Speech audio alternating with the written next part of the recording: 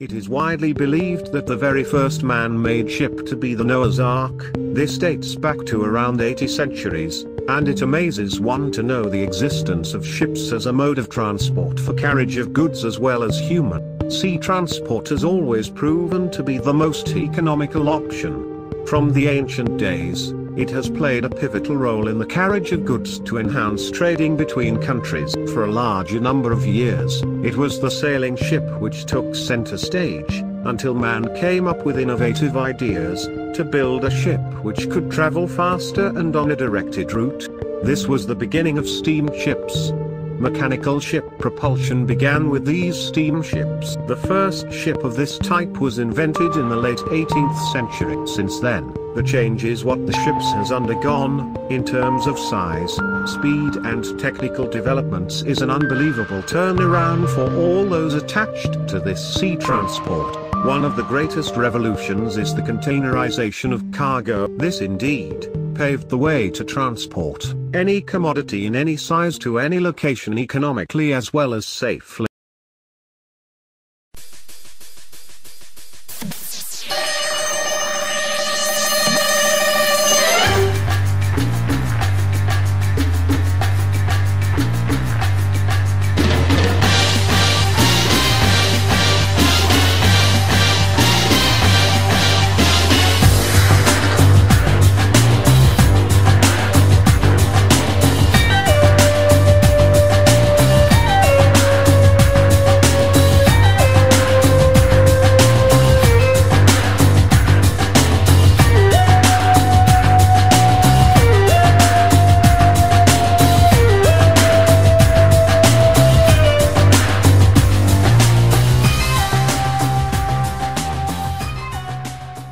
Simultaneously, casualties also increased during this same period for a number of reasons.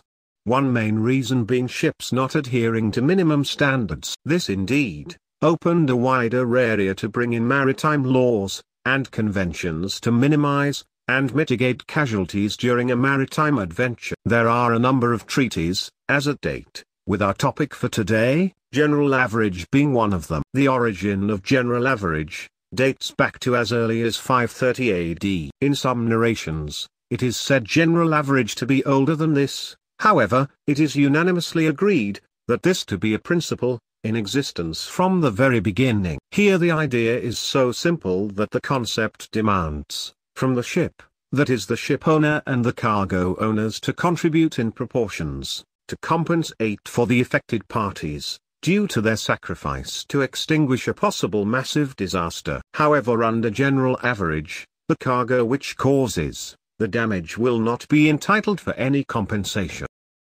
Another closely associated aspect of this is the salvage. This is the procedure to be followed to rescue a ship, her cargo or any other property, in order to protect the environment from oil spills or any other harmful cargo. This is to avoid pollution. This is done by towing a ship to the closest rescue port. Now let's go into details of general average. There are two principal types of general average costs: general average sacrifice and general average expenditure. Both flow from the General Average Act. A simple example of a general average act that would create a general average sacrifice is the jettisoning of cargo to prevent a ship from sinking. This is a general average sacrifice of the cargo and the costs of the interests. On the other hand, general average expenditure is the amount paid by the ship owner for tug assistance in time of peril. The expenditure incurred by the ship owner for the common benefit of the ship and cargo would be contributed to by the ship and cargo interests. Fire aboard ship often gives rise to both general average sacrifice and general average expenditure. Both the ship and the cargo may be damaged as a result of extinguishing operations, and this would constitute sacrifice. Costs incurred in fighting the fire would be expenditure.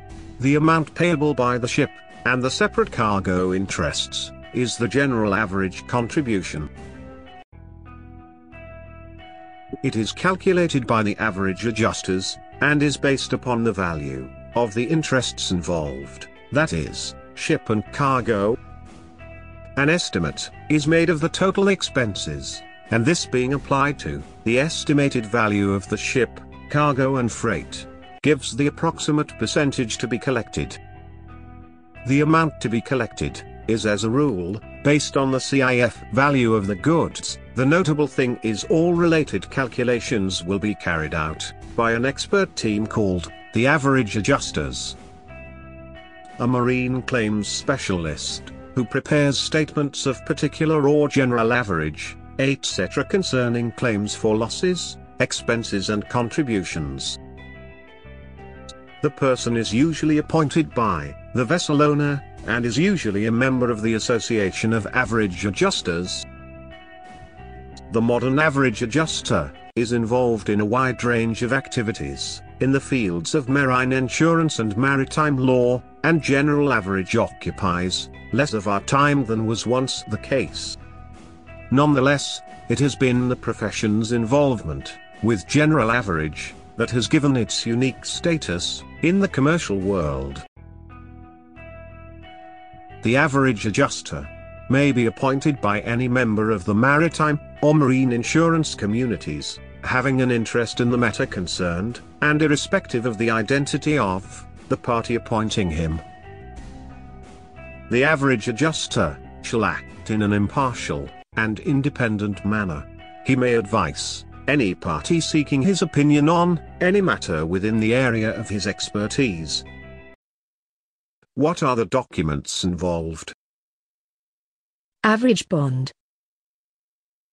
This should be completed and signed by cargo owners. Average guarantee. This is to be completed and signed by insurers of the cargo. Salvage security. In cases where this is required, the document to be arranged by the cargo insurers. What if the cargo is not insured? If the merchant fails to insure goods, a cash deposit will need to be provided instead of salvage and general average guarantees. The amount of deposit will be a percentage of the sound C&F value of the goods. The percentage will be advised by the adjusters. The cash deposit will be held by the adjuster in an interest-earning account. An average bond will also be required to be completed by cargo owners. Once the cargo's liability for salvage and general average has been determined by arbitration and adjustment, funds will be taken from the account to pay the relevant parties, and the balance will be refunded to the depositor. What is York Antwerp rules? A set of maritime rules that outline the rights and obligations of ship and cargo owners when cargo must be jettisoned to save a ship. The York Antwerp rules are a codification of the law of general average, the maritime principle that specifies that all parties involved in a sea venture must proportionately share any losses that result from sacrifices made to the cargo to save the remainder. An international conference held in York in the year 1964 produced the York Rules, which were revised at Antwerp in 1877 to become first set of York Antwerp Rules. The latest version was produced in 2004. As a merchant, am I informed of this? Yes, the bill of lading, which is supposed to be the source document of the contract of carriage, is already incorporated with the general average principle. Before we conclude, let's have a look at some of the key terms used in general average. General average expenditure. General average sacrifice. Underwriters. Cargo insurance. Jettison.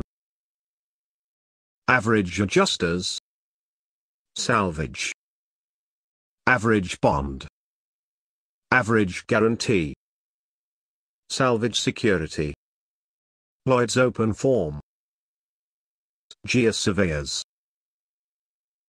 York Antwerp rules. This is only a presentation of the basics related with the general average principle. Please refer to an expert to learn more about this. Thank you.